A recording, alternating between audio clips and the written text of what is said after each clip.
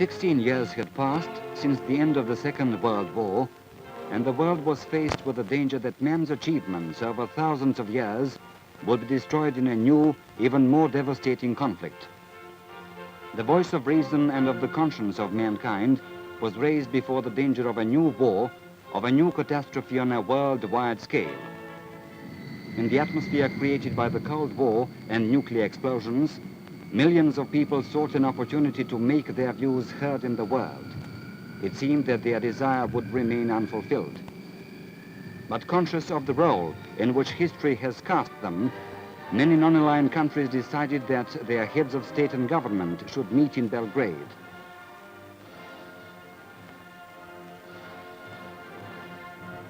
Representatives of states on 4 continents, presidents and prime ministers of 25 big and small countries with differing social systems came to attend the Belgrade Conference of the non-aligned countries. They were all drawn to Belgrade by one desire: to appeal to the world to join the common struggle for the preservation of peace.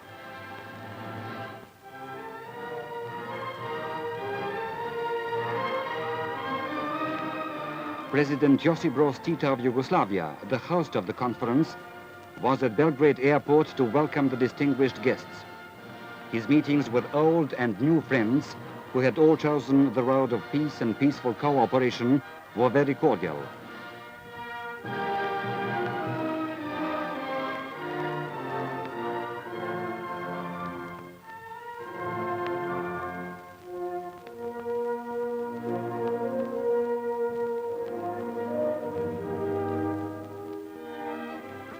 On the 1st of September, there was an air of excitement in the streets of Belgrade and in front of the Federal Parliament building where the conference was to take place.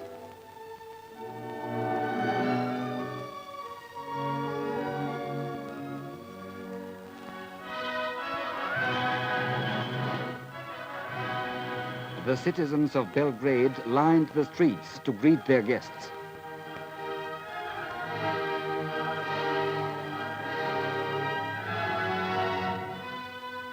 All these smiling people, young and old, were aware that the talks just about to start in their town would open up new prospects and vistas of hope for the anxious world and show that there were ways of averting the dangers threatening mankind.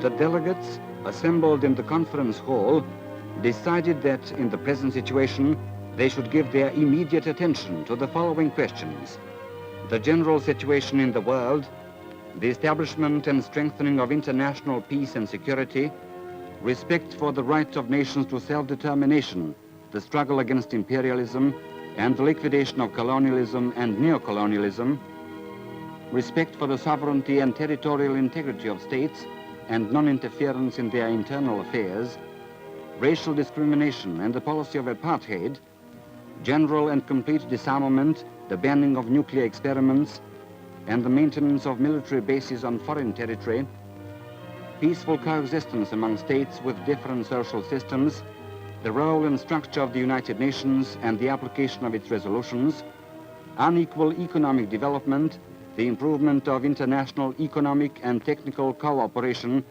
and a number of other questions.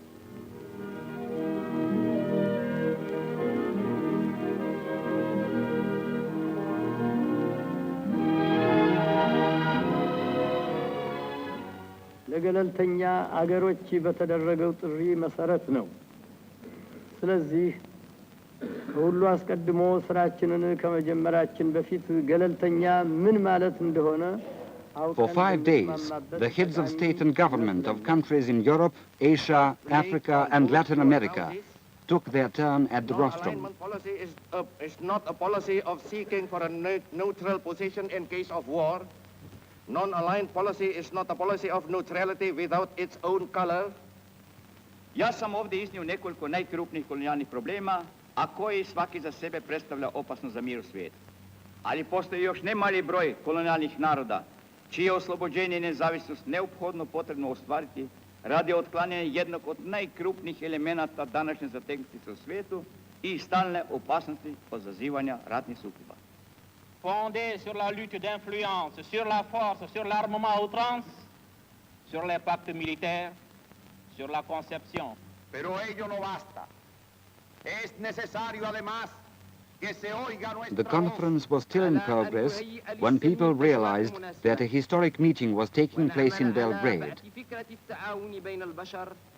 على اختلاف ألوانهم وأجناسهم واتجاهاتهم الروحية والمذهبية. Mais que l'on sache que nous avons dû faire face à de multiples tentatives impérialistes. The 25 heads of delegations were unanimous in their appraisal that the question of war or peace was not a matter concerning the great nuclear powers alone. In view of the threat which nuclear armament presented to the world as a whole, this question was one concerning all nations and every individual. Our policy. In world affairs, we cannot, in my view, rely on the haphazard form of consultation, which we have employed in the past. All the problems having been comprehensively reviewed, the heads of the delegations met in closed sessions in the building of the Federal Executive Council to draw up the final documents, a statement on the dangers of war and an appeal for peace, and the declaration of the heads of state and government of the non-aligned countries. These two documents, written in simple but impressive words, appeal to the world to join the common struggle for the preservation and consolidation of peace and for the settlement of all burning problems by way of negotiations. During the official part of the conference, the delegates showed the world the roads to friendship and cooperation.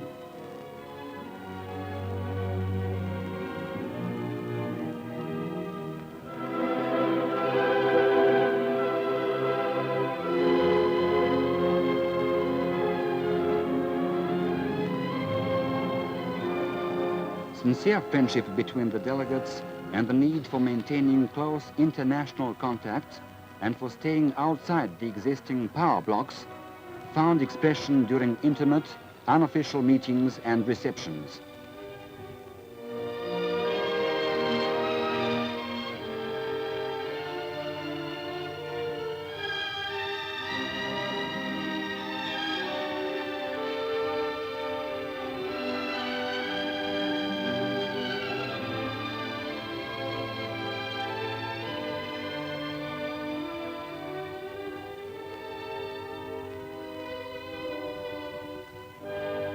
The peaceful activity of the delegates was marked in a symbolic way.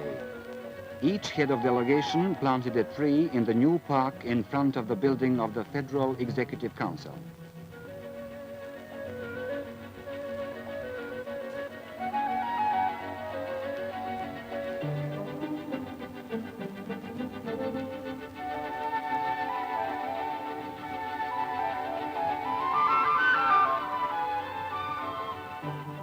This avenue of peace will remind generations to come of the historic conference in Belgrade in September 1961.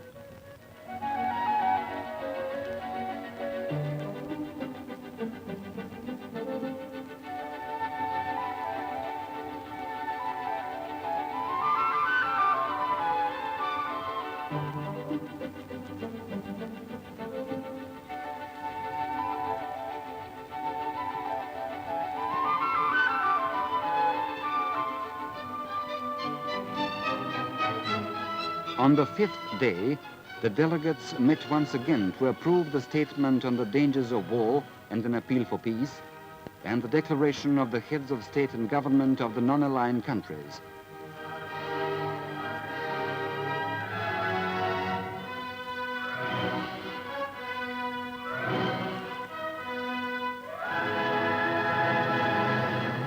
After the two documents had been unanimously adopted in full, the delegates left the Federal Parliament building in Belgrade.